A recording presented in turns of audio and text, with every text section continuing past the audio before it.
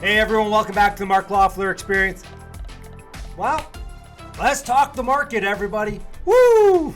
Real estate prices down almost 20% from the peak in February. I don't know if you're counting, but that's one of every five. 20%. That's down. We're down. And what's going to happen going forward? Well, who the heck knows? As I think it's Oscar Wilde, but it's attributed to a bunch of people. It's attributed to an ancient Chinese proverb. May you all live in interesting times. Well, we are definitely living in interesting times. And in the Ontario real estate market, we are down almost 20% from the peak. Look at that. Look at that. Look at this cliff. It just came right off that cliff. And here's December. We're below December prices. We're below November prices. We're at October pricing right now. And look at this gap that we have to make up here now. Like that was a good another 8%. Like that's going to take us to, I hate to say it, but that's that 30% that economists were talking about in January. And what's going to cause that? Well, number one and number two, because they're related. The Bank of Canada is going to be very, very aggressive with interest rates. Why? Well, because they want to fight inflation. And, we're all still out there driving, spending $2 on gas, although not me. Got my new Tesla. Thank you. Charging for free at the Tesla dealership. I love that. I might be a little cheap on that. Anyways, we digress. But yeah, like people are still spending at the moment. But so the economy grew 0.3% in April, which is 3.6%, which is slower than inflation. So it's really contracting in the long run. And they're forecasting for May that the economy is actually going to go into the negative. And a recession is two negative quarters. So we could be getting there. Like we don't have lockdowns. We're going to be open.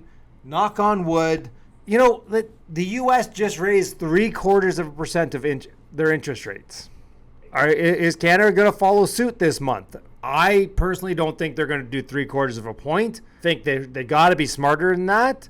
I think we're going to definitely see 0.5 point rise now and then probably another 0.5 point the next time they get together. Listen, I've been wrong before. Just ask my wife. We are, look at this cliff. Like this it didn't take long to get up there. Like, let's be honest. It went from December to February. That was 2 months. And then we've taken 6 months to come back down. What it took 2 months, 3 months to build. It reminds me of one of those Chinese apartment buildings that have the hollow core and that they tip over or they excavate one side. And anyways, as you can see, like again, if you go on yearly stats, all ITSO, which is a bunch of different boards that amalgamate data, is up 6.3%. You got places like Hamilton, it's almost up 10%. And you can see, like, we saw that dive down here, but you can start to see that these places, Burlington's actually starting to rebound a bit, which is interesting. So it's gone up month over month a little bit. And then you got places like Hamilton, it's a pretty decent drop off, like a 5% drop off from May till June. Niagara Falls, same thing. And these are some of the places that had the highest run up in prices. Like you go back here and we're talking, 400, and not like you were talking 120% in, 3 years. Whereas you look at, say, a Burlington, you go from 710, like you're not even 100%, right? So it's one of those things where, the ones that had a bigger run up in prices have a lot farther to fall. And that's kind of what we're seeing out there. Let's switch over to, we got Oakville. Like we had a huge just drop off there, right? And then, it's starting to level off. And this is Oakville. And then you got Milton. Obviously, that's seeing some price declines after a little price increase last month. So that's the thing. These are average sale prices. So there could be one big house that sold that could skew the averages as well, month over month. So we're going to follow we follow all of these things. You guys know that if you tune in regularly to the channel. But look at that. Like Kawartha Lakes, 1.2, but it's small. Like you have to remember that there's probably like, I don't know, 50 listings there at any one time, right? So, you just get the wild swings in that. So I understand I'm going to take that out. That's not even a good indication. But Peterborough is declining, obviously. You can see that. And it's, right around that October pricing. Oakville's below its October pricing. It's actually down 3% year over year, whereas Milton's still up 8% and Peterborough's up 4.2%. And then you got Kitchener, Waterloo, Barrie, Brantford. And again, like you can just see where like they tried to pause that. People are worried. It's more expensive to buy a home now than ever. And I don't mean, obviously, we're down 20% from the peak. But you have to remember, interest rates, mortgage rates are up 150%. And that's causing affordability to even fall further. Like people are just not able to afford to pay the prices that were out there. It's just what happened. And, with interest rates continuing to rise, it's going to get worse and worse until it gets better. So I know a lot of guys who watch this have commented, hey, we're buying cash flow on real estate. That's awesome. Honestly, just keep buying cash flow in real estate and none of this matters. None of this matters at all. If you're cash flowing, these minor turmoil in the market really don't matter to you, right? Let's go. New listings. Let's just have a quick look here. All right, so year over year, listings in Kitchener are up 53%. It's 800. We're seeing spring levels here.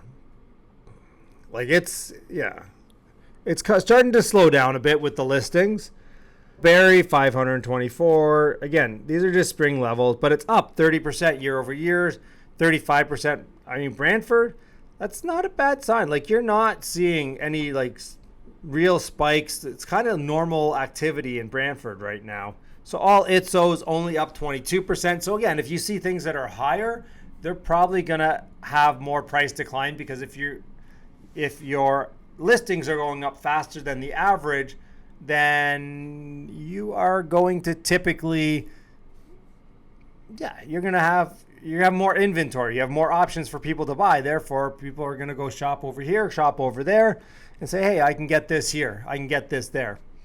So Hamilton, which we saw a big price decline, listings are up 30%. Niagara Falls, only 5.5%.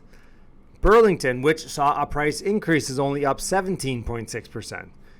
So there's just that much more inventory available for somebody to buy. Oakville's up to 10%, Milton's up 10%, and Peterborough's up 22%, which is basically the average.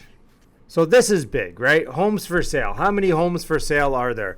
So in Oakville, year over year, we're up 76% for homes for sale. Milton up 100%. Peterborough up 120%. I think this is great if you're a buyer. You have so many options out there. Sure, over the short term, could we lose another 5%? Yeah, maybe. But you can never time the bottom. If you try to time the bottom, you will miss it. And then we'll all be talking about, you know what, I'm waiting for the next crash. Well, we're down 20% right now. 20%. I'm just putting that out there. 20%. We got homes for sale.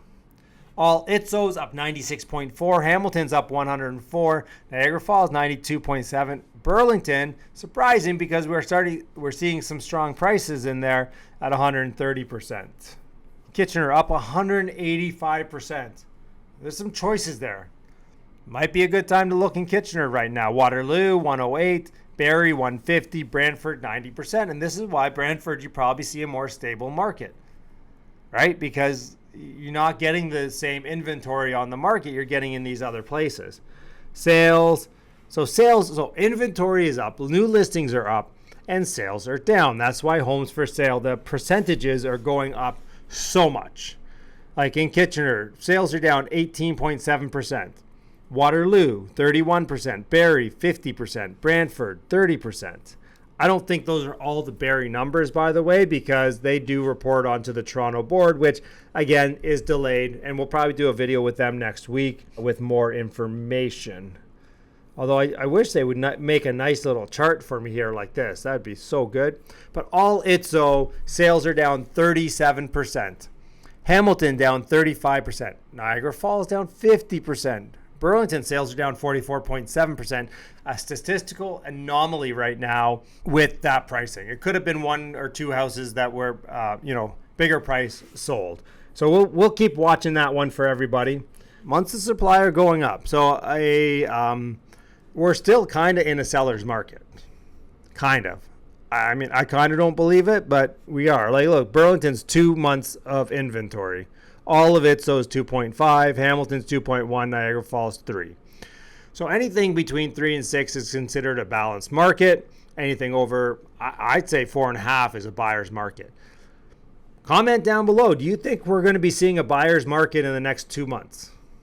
Because if this continues, the inventory levels rising, then we may see a buyer's market in the next 2 months. And I might have to eat my hat because I told some people I thought June was the time to buy. And again, I may be proven right, I may be proven wrong. But I think if you bought a good cash flowing property in June, I think you look like a genius. Months of supply. Oakville 2.2, Milton 1.72. So you're still in sellers markets in those areas, even with supply going up massively. Months of supply, like again, look at Brantford, right? 1.8. That's still a seller's market. Kitchener 1.6, Waterloo 1.9, Barrie 2.3. Again, if we didn't have that run up in prices and we were just flat, it's the problem with the market is it's been so freaking volatile these last couple months. So volatile. It's the same with the stock market. And I think these are the things that are going to cause us to get into a recession quicker, sooner rather than later. If you're investing in real estate right now, it's a great time. If you're looking to buy or just sell your principal residence, okay, you're not getting February pricing, but you are buying and selling in the same market. So if you're smart and you think it's going to go down, maybe you sell first and take a long close, and then you buy in a month or two. Or, you buy and sell on the same day or in the same time frame, right?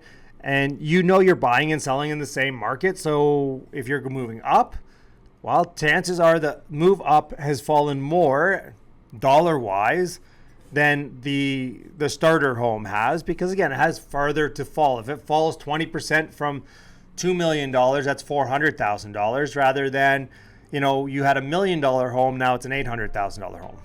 See what I'm saying? A little bit same difference, but not. All right. Well, guys, thank you so much. And as always, this video is brought to you by Catano Loeffler Realty Services. If you're looking to buy a home, sell a home, or invest in real estate in Southwestern Ontario or Alberta, where we're now licensed, please do hit us up on Instagram or just give us a call. We're happy to help. Thanks, everyone. Have a great day.